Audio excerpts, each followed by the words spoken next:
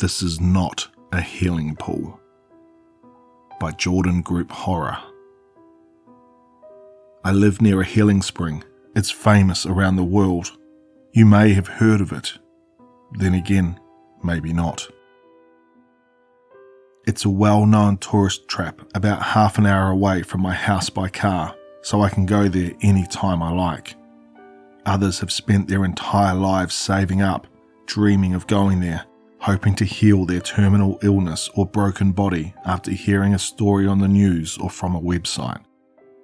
And it works. Not all the time, of course, but every once in a while, someone steps into the little lake and comes out completely healed.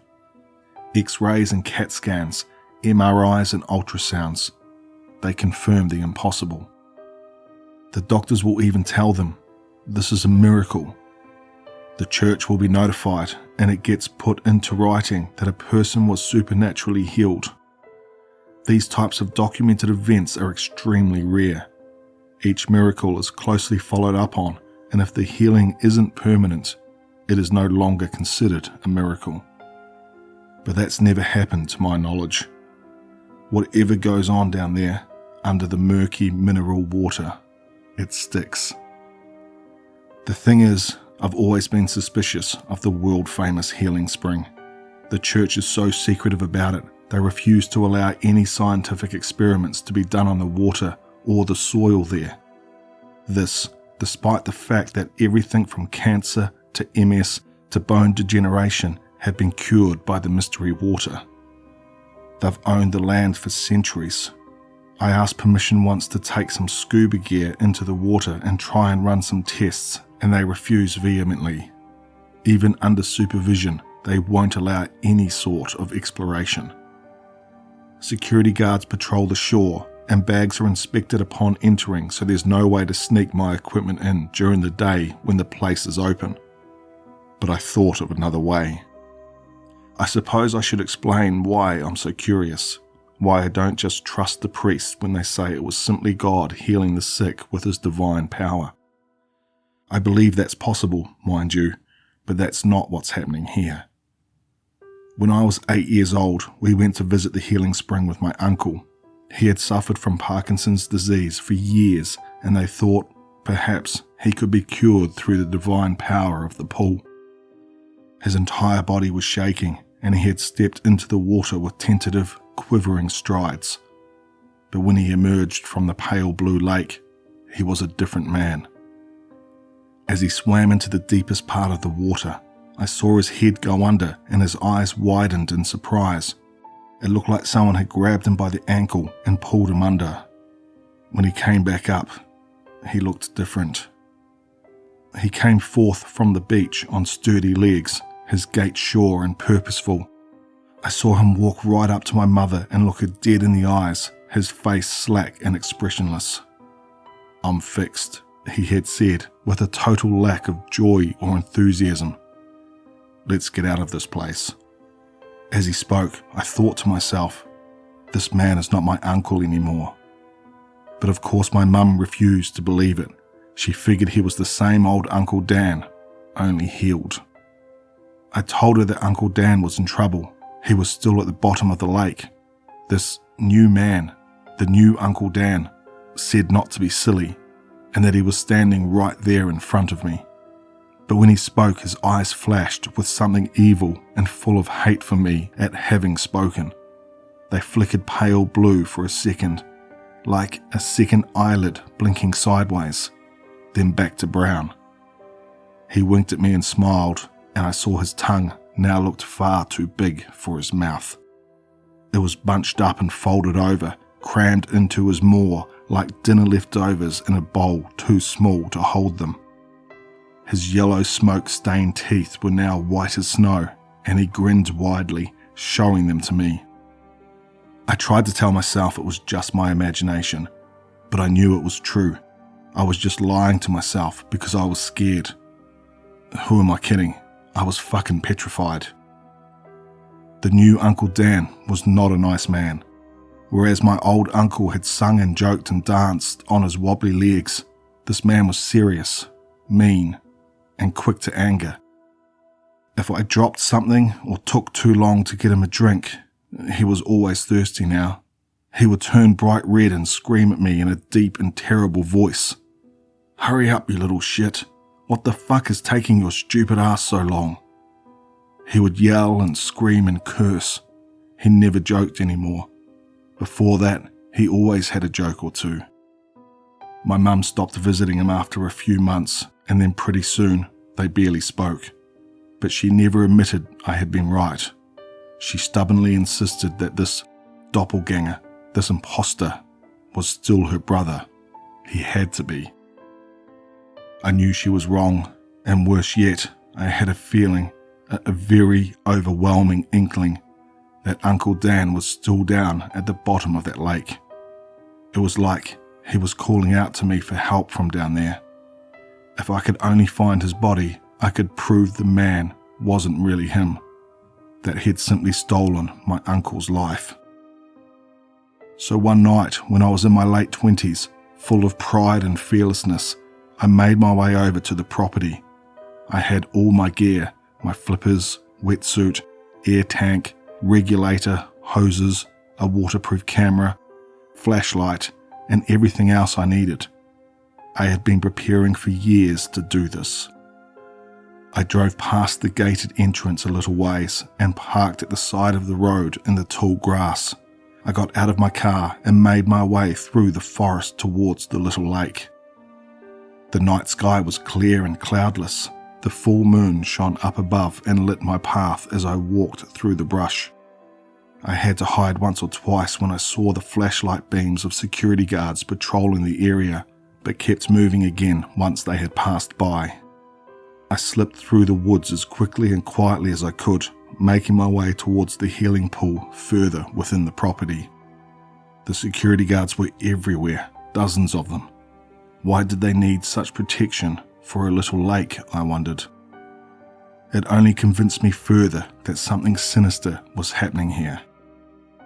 After a few close calls, once nearly walking right into a guard and only avoiding detection just barely, I reached the water's edge. The surface was still and black, reflecting a mirror image of the stars and moon above. I saw something move in the water, and then it disappeared a second later. Probably just a fish or a frog, I thought to myself. I put on my equipment, still hiding at the edge of the forest next to the water. After a few moments of gathering my courage, I stepped into the inky black water. It was thick with minerals and difficult to see.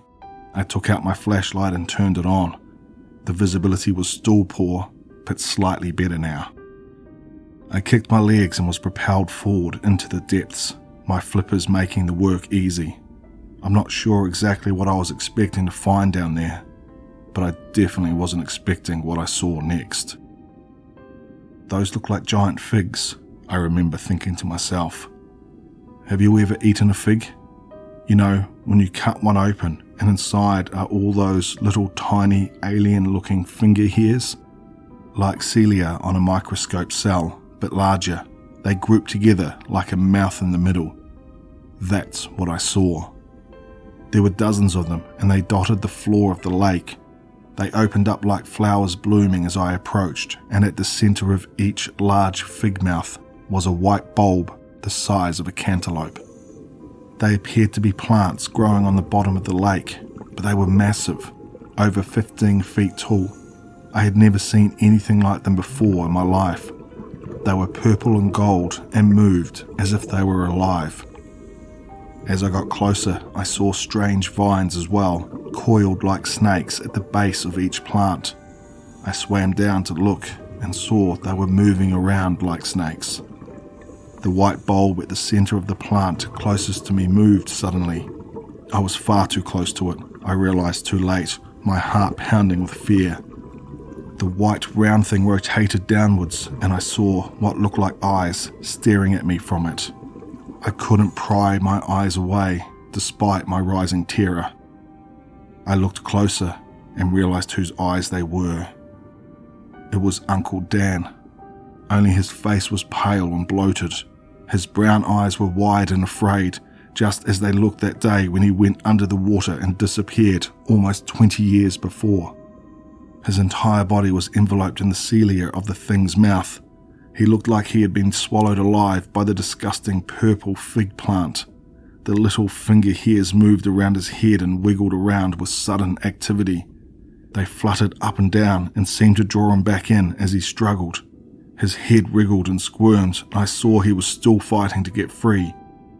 He was alive. Nearly 2 decades later, he was still alive. I saw his bloated face was covered in fibrous plant material, which made it impossible for him to scream or open his mouth. The plant was feeding him oxygen and nutrients, I realized. It was keeping him alive. But why? I felt something wrapping around my ankles and looked down with increasing fear. I was pulled down suddenly, and I saw a long vine had ensnared my leg like a boa constrictor. Not good. Not good at all. I looked and saw it was pulling me in towards the open mouth of one of the giant purple figs. This one looked younger and slightly smaller. I got the feeling when it got me in its clutches, it would hold me in its terrifying mouth forever, just like my Uncle Dan. And not only that, but there would suddenly be a new me created. A meaner, thirstier me. My thoughts raced and I suddenly remembered my knife. I managed to grab it as the vine dug deeper into my leg. I could feel it squeezing my bones and crushing my body tissues with its powerful grip. I reached down and slashed at the vine with my blade, cutting shallow gashes into the tough skin of the thing. Its grip stayed firm and it didn't relent. With increasing horror, I realized it was wrapping itself even more tightly around my ankle and squeezing tighter and tighter. I began to feel pins and needles in my foot. I reached down again, and this time I tried to saw with the blade, running my knife back and forth quickly and ineffectively as panic began to take hold of me. Fear swelled and grew within me as I saw the monstrous plant was very close now, its alien mouth opening and closing, the cilia moving around with anticipation as if the thing were licking its lips with hunger. This one did not have a white bulb at its center. It wanted me for that coveted place. I sawed with the knife, harder and quicker, my heart beating fast and heavy in my chest, loud enough I could hear it in my ears. The pain in my leg was incredible. The thing felt like it was made of stone. I hacked and dug with the pointed tip of the blade and tried fruitlessly to gain purchase on the writhing tentacle. The knife slipped and skidded painfully into my skin, causing me to wince in sudden sharp pain of another variety. Another vine came up and began to pull at my mask, trying to rip it off my face. I slashed and hacked with the knife and managed to cut off a piece of this thinner vine, and it retreated. But several others began to approach from the depths. This was not going well. The agony in my ankle and foot grew until it went completely numb, as the pins and needles sensation went away to be replaced by a heavy pressure pain. I pictured my foot turning increasingly darker shades of purple. At that moment, I was beyond desperate.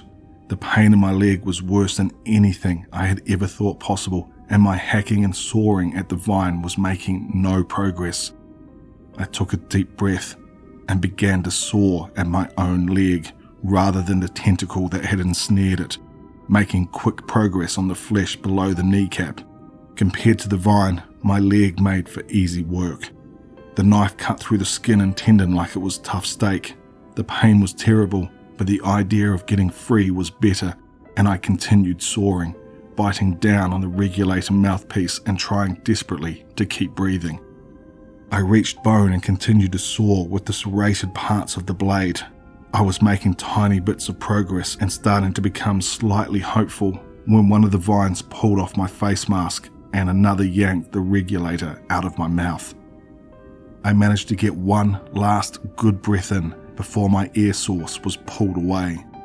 I held my breath and swung the knife wildly, trying to scare the tentacles off, then went back to my leg.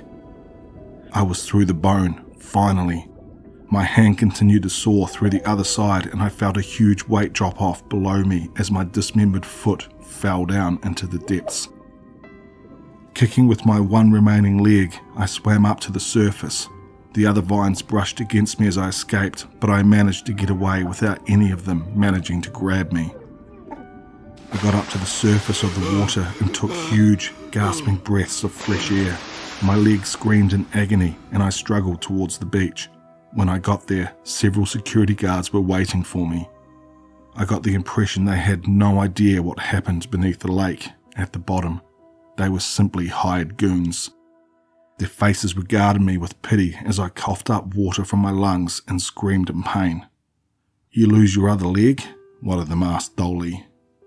Luckily, they felt bad for me and dialed 911 before calling their bosses.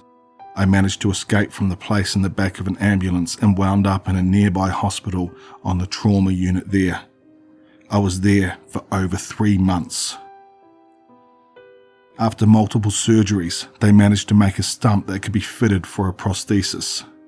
The nurses and doctors were amazing, giving me encouragement and support as I made my healing journey, as they called it.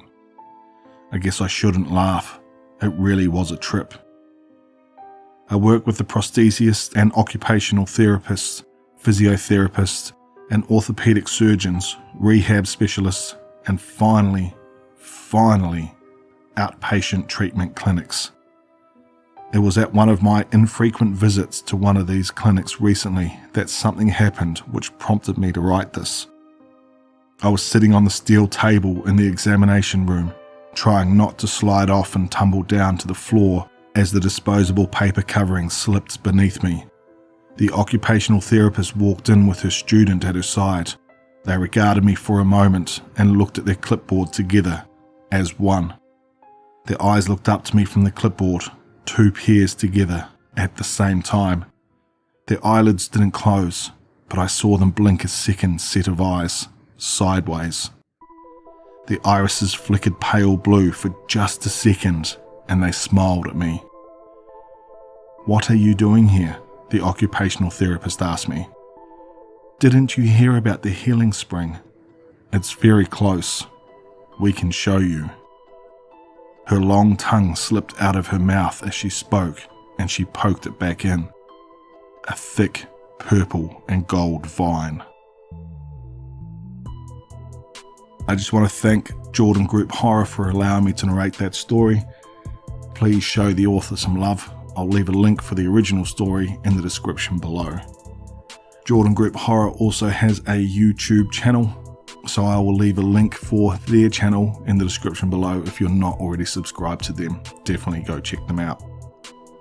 If you liked what you heard here, please consider subscribing, and as always, stay tuned for one more nightmare.